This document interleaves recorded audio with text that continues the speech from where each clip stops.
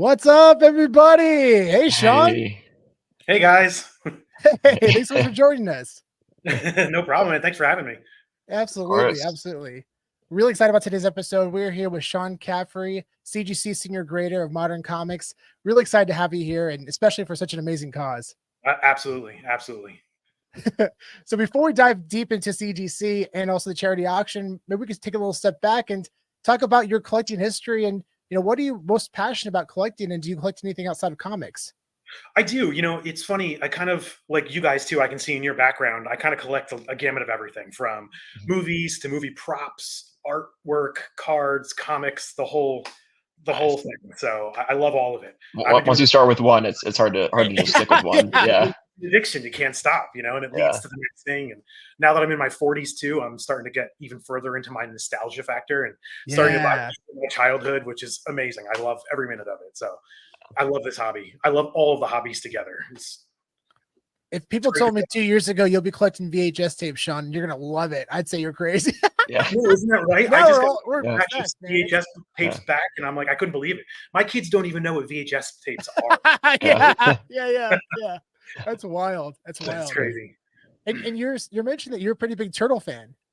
I am. I'm a huge Turtles fan. So obviously I grew up with Turtles. I saw the first movie in the theater, and it was '89 when it came out. And so when we had the opportunity to have Kevin Eastman here, obviously it was a dream come true. And I got to sit with him and do a couple interviews with him, which was fantastic. Oh, that's so cool. I actually, in my man cave, or my nerd room, I should call it, is more like it.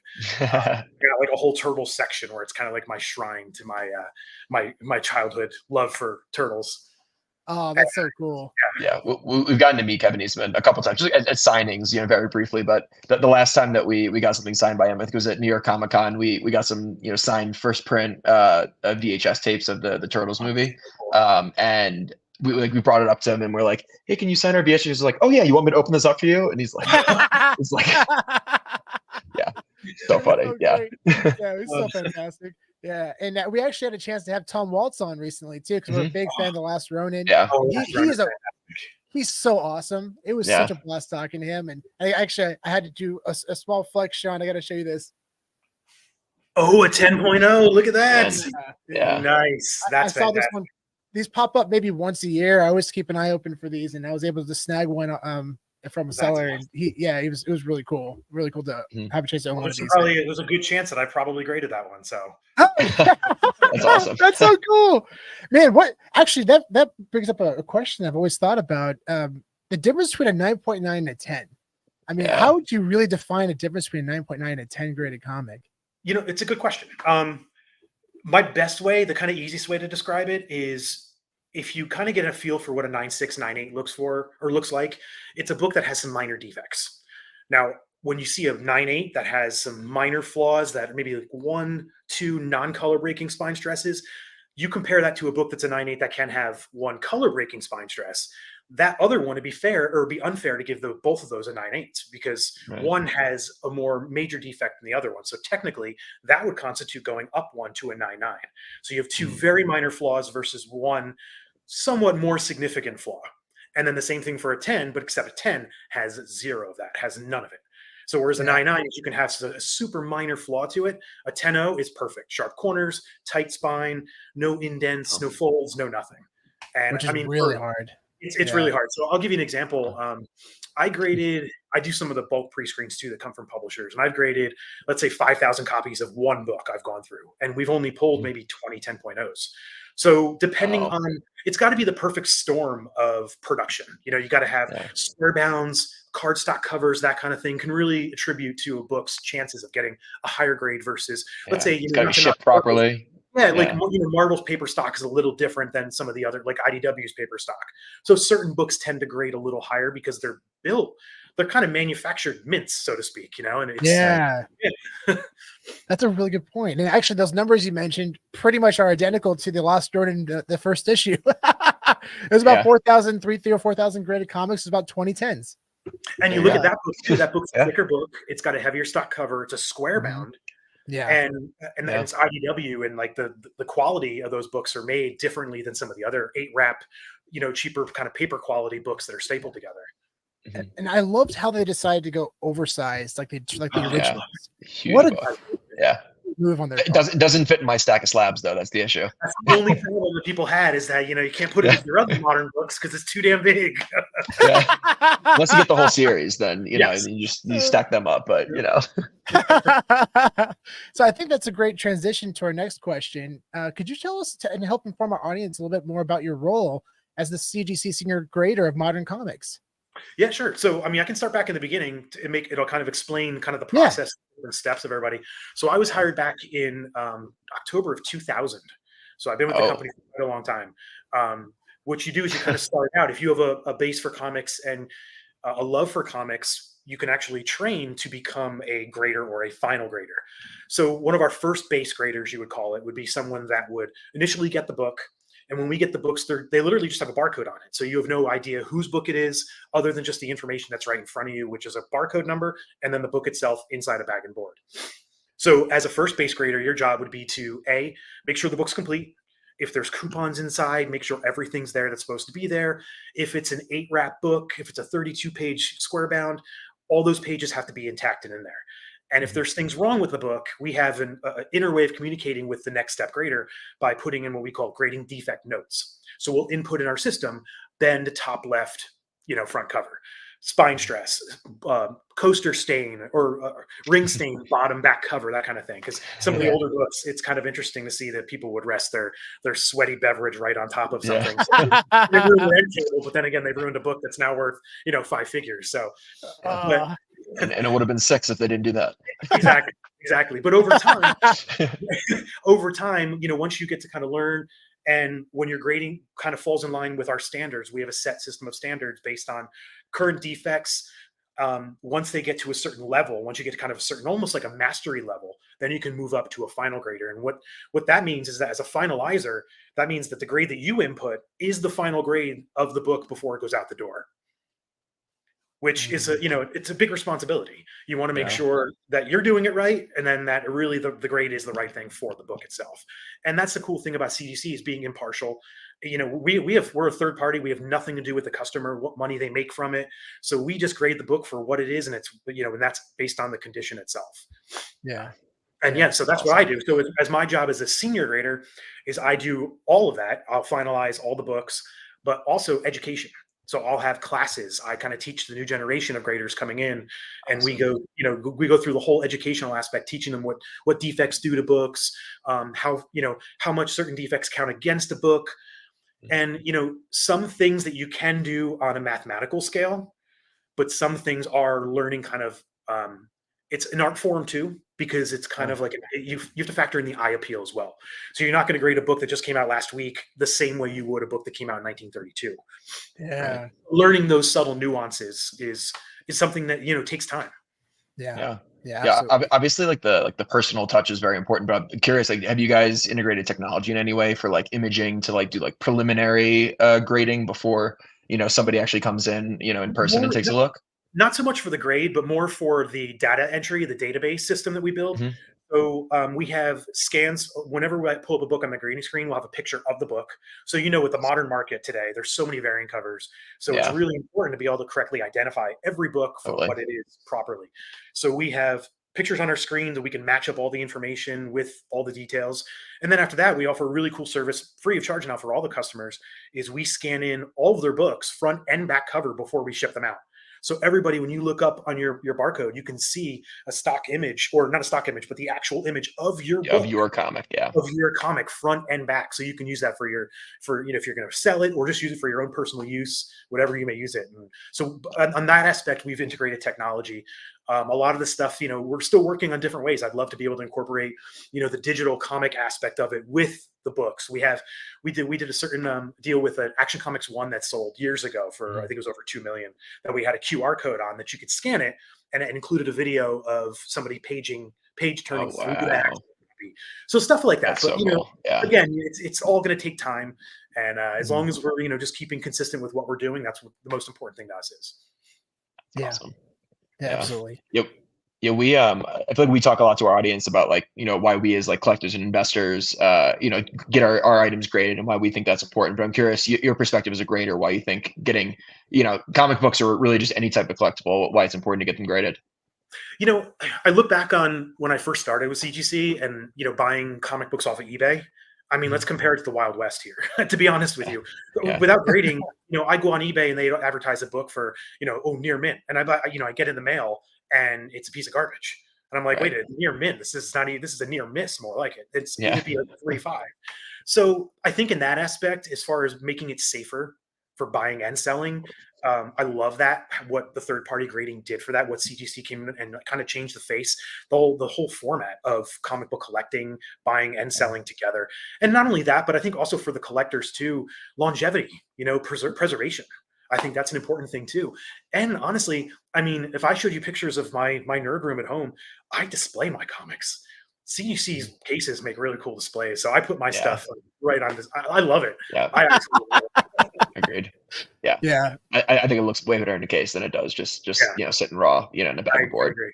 And I collect a lot of the signature series stuff too, going to the shows and stuff. I'm able to kind of meet a lot of the people. So grading to me, because of me being a grader, is not super important to me because I can't sell the books. But like I have a Jurassic Park at home from Topps Comics from the 90s, signed by Sam Neill. And it's just like, I mean, that's so cool, from Dr. Grant, Alan Grant. It's like, it doesn't get cooler than that. I mean, my kids would say differently, but I think it's really cool. Yeah.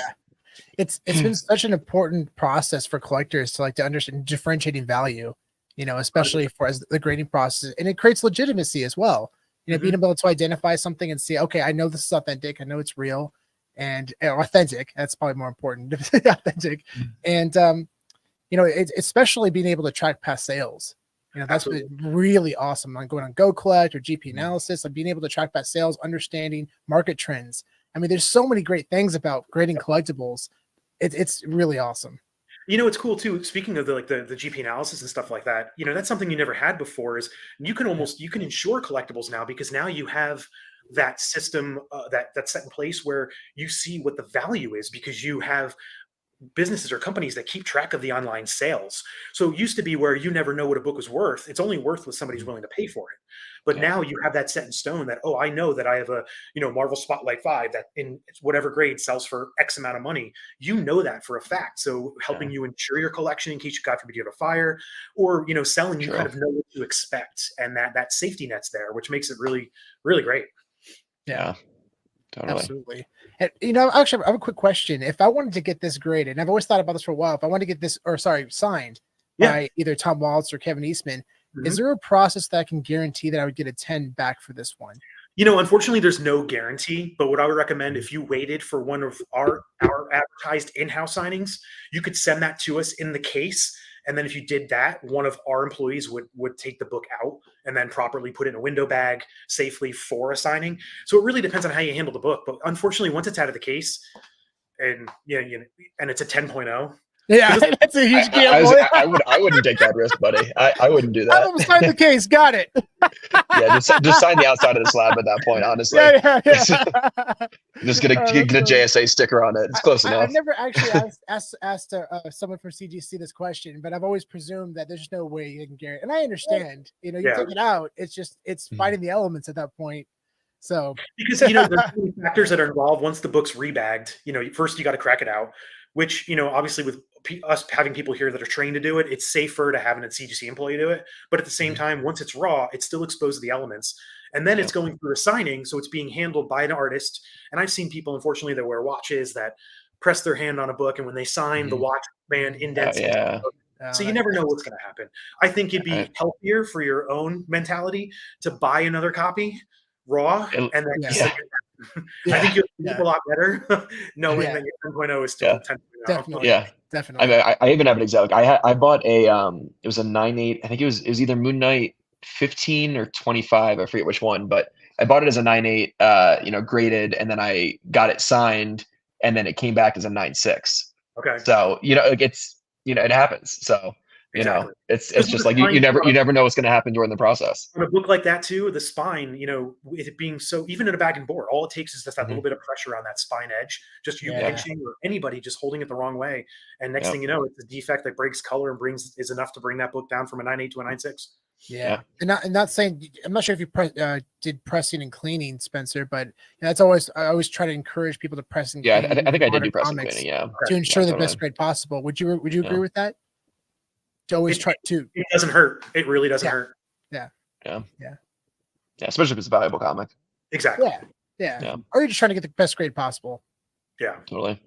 Yeah. So I'm curious, what are some of the modern comics that you're most excited about right now? Oh man. Well, honestly, like right now, what I'm reading, I just read Somna from Distillery. Tula Lote. Yeah.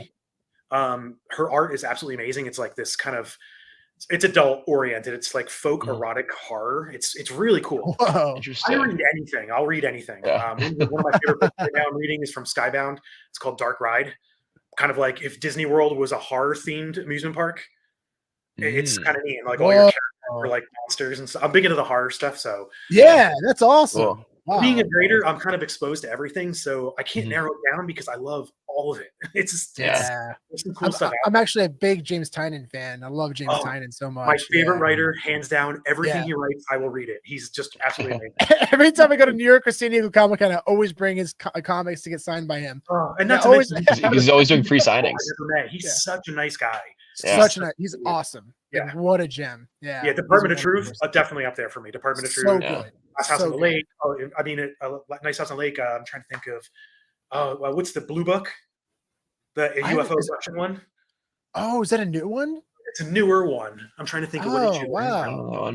I know there was one in the bedroom, or was it in the bedroom about there's a creature in the bedroom? Was something about in the bedroom? Yeah, that's a. I mean, it seems like the man's writing like every. He's like Stephen King, man. It just keeps pumps out awesome content. Yeah, that's great stories. It's so impressive.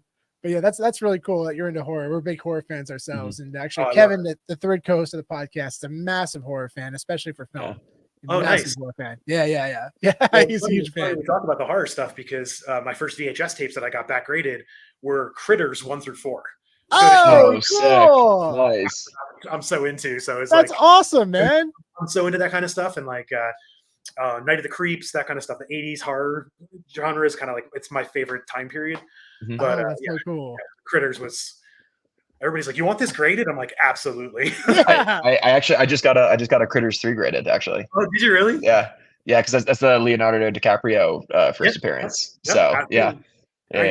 People, I like this. That's something that we're really excited about too. Of like the concept of people have been talking about this. A lot of collectors, first appearances of actors in films. Yeah. So especially now as VHS are getting graded, the idea of actors being in their first movie could add certain value to that film, especially if it's not a well-known. Certainly does for the comic market, so it only makes sense. Yeah. Kind of like Critters 3, it's a great example. I'm glad you brought that up, Shawn, because people have been paying premiums for Critters 3, and it's I don't know if it's so much about the movie than it is about Leonardo DiCaprio's first film, but it's an interesting idea, and it's fun to see like that terminology, especially coming from comic books. The idea of first appearances is translated into different mediums now, especially in the digital collectible side too, which is really fun. Interesting. Yeah. So the charity auction. Yes. I cannot thank you guys enough for the things that you've donated. Yeah, seriously. I am just blown away. We'll just dive right into it. This is the first comic. It's a 9.8 graded Kevin Eastman, co-creator of Teenage Mutant Ninja Turtles, sketch and signature. I mean, that sketch is so cool. And you wrote Cowabunga at Christmas. Like, what a great time to be. I love the Rudolph nose. It was such a nice that's so cool. That is so cool. Oh my gosh, that's amazing. Yeah, being big Turtles fans, I've actually started bidding on this myself. I've been outbid already. People are gonna beat me, especially for especially for this next one. Man, this one is just. It's absolutely incredible. 43 signatures, and it took almost a year to complete. Yeah. I got to give a shout out, by the way, to our CGC Signature Series team and our marketing team. I mean, these guys, they travel all over the place. And this book in particular, let me tell you, has gone across this country from California, from the West Coast to the East Coast. This book actually even went to London, if I remember correctly. So this book's been all over the place, having all these signatures. But our team is so awesome, and then working with all these people, and we would set a certain number of books aside, and for them to kind of set these books aside that we would get, that these people, this talent is so gracious enough to sign for us for charity auctions. This is unbelievable, and it's such a great cause these particular books are going to. Yeah, it's unbelievable. incredibly generous donation by the team. And is this the only one that was signed like this? I was curious if there are multiple signed like this, if there's an opportunity, if someone doesn't win this one, maybe they can have a chance to get another one in the future. I want to say, if I remember correctly, when I graded this book, and I do grade a lot of books in a day, so my memory's kind of hazy sometimes. I mean, unless it's a standout book, like every now and then when we get like an Action 1, that'll definitely stand out. That'll be like, oh, I definitely remember that one. But a book like this, with the signatures, I remember having to manually enter all these signatures in. Oh man, That's why I remember this book, and I want to say there were, I think we did at least 2 of them. So okay, this was a daunting task. So anybody who's bidding on this, please remember my blood, sweat, and tears that went into data entry of this book. That's amazing. The fact that it maintained a 9.8 after traveling around the world and having so many people's hands on it, like exactly, being handled by over 40 people, it's just unbelievable, and it's still a 9.8. That blows my mind. Yeah, and almost a year. I looked at the dates. I couldn't believe it. Have you seen any more signatures than this on a comic before? You know what? I graded a book once. I want to say it was Amazing Spider-Man 700 that had over 100. Whoa! What? How do you have room on that? That's crazy. Really tiny. It got to the point where you couldn't even see. The names were so close together. It was amazing. That's incredible. Were you able to like validate all those signatures? Like, were they all confirmed? And oh yeah. So what I had to do was I had to take the book, put it into just a book bag, a comic bag. And then I had to go through one by one and just take a little light marker and just kind of put a dot over every one and go through a checklist and flip it over and then do the same thing over a bag to try to make sure that I got every single signature. Wow. And not only counting the signatures, but fitting them on the label. Yeah, exactly. Heck of a task. Oh my gosh. Shawn, that's incredible. Wow. But the amount of time and the amount of work that went into it, and not to mention the amount of money, some of these artists charge too. And then every time, you can only hold on to a certain book for a period of time. You would have to submit it, have to be cracked out. You submit it again. So the amount of fees that went in for the signatures and for the grading, and something like this too, this takes a long time. People that do something like this are very invested in, getting this book. Look, I love how Bisley signed his name on the back. I know, yeah. That's cool. That's the Hancock of the book. Yep. And then you got Charlie Adlard. We did the private signing in the UK with him. So some of these are from overseas. Yeah, it's really cool. That's such a great point, Shawn. I'm glad that you brought that up because I want to make sure our community understands too, like the amount of time and resources it would take to accomplish something like this. Yeah. I mean, if what would be the most efficient way to ensure witness signatures by CGC to get a comic like this? I mean, what would the process be like to do that, to accomplish this? I mean, unless you would submit it into a signing where we have a bunch of people from one group at one event, or if you're at a show where most of these people are set up. Because if you come to a show where we're set up at, we have witnesses that would go around with you to witness all this being done. But if this was something that was going to be done over the course of a year, you would have to, do it at a show, get, let's say, 3 or 4 signatures witnessed, submit it, get it graded, hold on to it, and then when you're ready, either send it in for one of our in-house signings or bring it with you to another show where you'd have to crack it out in front of a witness and we'd have to go with you again. So again, it takes a lot of time and a lot of money to do something like this. This is for very devoted people. And this is, I mean, I'm looking at the names on here too. It's pretty impressive. Yeah.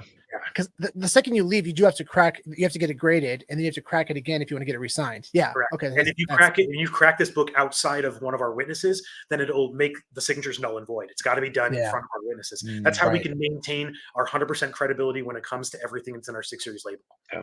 I love that. That's fantastic. Have you ever thought about doing verified signatures? Has CGC ever thought about it or no? We've talked it around for years, but it's one of those things where this program has been so successful the way it is. And it's hard for people sometimes to get these type of signatures. But at the same time, with that said, it's also concrete, it's foolproof. And there's a reason why our signature series books do fetch a premium is because you know damn well what you're getting when you get it. There's no questions asked. Sure. Yeah. That's great. Well, man, this is so impressive, and we're already seeing it at a nice number right now with a couple days left. And I talked to a lot of people that are really excited about this book, so I only can presume that number is going to increase. It's going to go better than that, I think. Yeah, and deservedly so. And the turtle book too.